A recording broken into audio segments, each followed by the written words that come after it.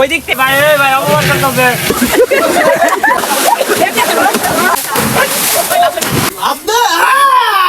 Hello আসসালামু আলাইকুম everyone, welcome to my new video. আমি সানজিদা, আমার পেজ সানজিদাস লাইফস্টাইল থেকে চলে আসবো সুন্দর একটা ব্লগ ভিডিও নিয়ে। আশা করি সবার অনেক ভালো লাগবে। আর আজকের ব্লগ ভিডিওটা কিন্তু অনেক মজাদার হবে।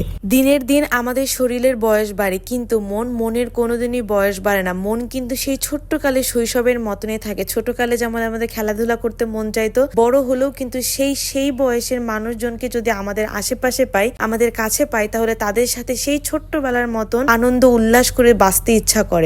তাই মনের কোনোদিনই বয়স হয় না, বয়স তো হয় শরীরে। অনেকেই ভাববেন এখানে কি হচ্ছে, কেন এত মানুষ, কিসের রান্না বাড়া হচ্ছে। ফার্স্টেই আমি বলি নেই, এখানে পিকনিক হচ্ছে। আর তাদের প্ল্যান অনুযায়ী তারা সকাল থেকে বিকাল পর্যন্ত এই পিকনিকটা এক প্রকার চালাই যাবে। মানে সকালের দিকে তারা ক্রিকেট খেলছে, ক্রিকেট খেলার পর তারা পিকনিক করবে, মানে খিচুড়ি রান্না করবে। দেন এলাকার সবাই, ছোট বড় সবাই মিলে এখানে খাওয়া দাওয়া করার পর বিকালবেলা তারপর আবার তারা খেলাধুলা করে মানে সারা দিনটা শেষ করবে। আর এই অনুষ্ঠানটা করছিল প্রায় 1 মাস আগে। আর এটা প্রায় 1-1.5 মাস আগেকার একটা ভিডিও, যেটা আমার এতদিন আপলোড দেওয়া হয় নাই। বাট আমি আপলোড দিতে চাই নাই, তবুও ভাবলাম যেহেতু ভিডিওটা ফোনে আছে আপলোড দেই। এলাকার সবাই মিলে এত আনন্দ করছে। আর সারা দেশে যখন 3-4 দিন কোনো প্রকার ওয়াইফাই লাইন, নেট ছিল না, অনলাইন জগতে কেউ ছিল না, তখন তারা এই অনুষ্ঠানটা করছে। আর অফিসও সবার মানে ছুটি ছিল, তখন এলাকার সবাই এক হয়েছিল আর তাদের সেই শৈশবে ফিরে গিয়েছিল। তো পরিমাণ আনন্দ করছে যে আমি ভিডিও না করে আর পারি নাই। ফার্স্টে ভাবছি যে আমি এটা নিয়ে একটা ব্লগ বানাবোই, তাদের এই আনন্দটা, তাদের এই পিকনিকটা আমি আমার ব্লগের মাধ্যমে তুলে ধরবো। আর তারা অনেক আনন্দ করছে, যারা দূরে থাকে, অফিস করে, কত দূর দূর থেকে যারা ছুটিতে সবাই বাসায় আসছিল, যাদের সাথে মানে 2-3 মাসেও দেখা হয় নাই, সবগুলা মানুষ 3-4 দিন অনেক আনন্দ করছে এই ছুটিতে। তখন দেশে এত পরিমাণ প্রবলেম ছিল না, হুট করে যখন নেটটা বন্ধ হয়ে গেল, তাদের এই আনন্দ করা দেখে আমার খুবই হিংসা হচ্ছিল যে কেন আমরা আনন্দ করতে পারতেছি না। কারণ তাদের এই আনন্দের মধ্যে মেয়েরা কোনোভাবেই ইনভলভ ছিল না, কারণ তারা এই আনন্দটা করছে।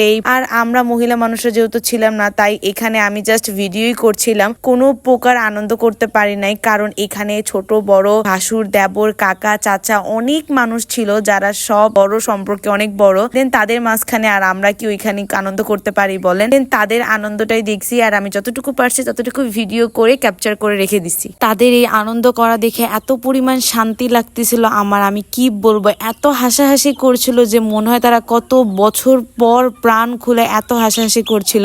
পিচ্চি বাচ্চাদের মতন তারা সব খেলাধুলা করছিল, মানে পানিতে লাফ দিচ্ছিল, পুকুরে আনন্দ করে গোসল করছিল।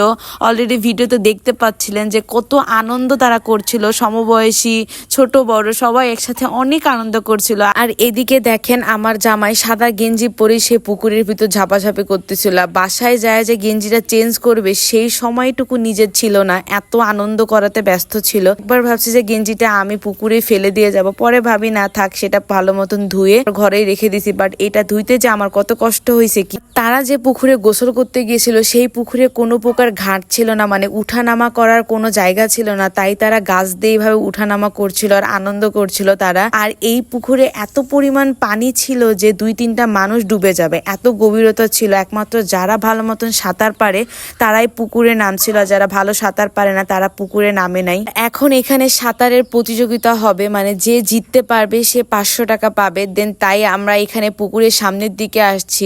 আর এইখানে সবচেয়ে আগে আসছিল আমার ভাসুর, মানে আমার খালা শাশুড়ির ছেলে, সেই জিতছে আর সেই 500 টাকা পাইছে।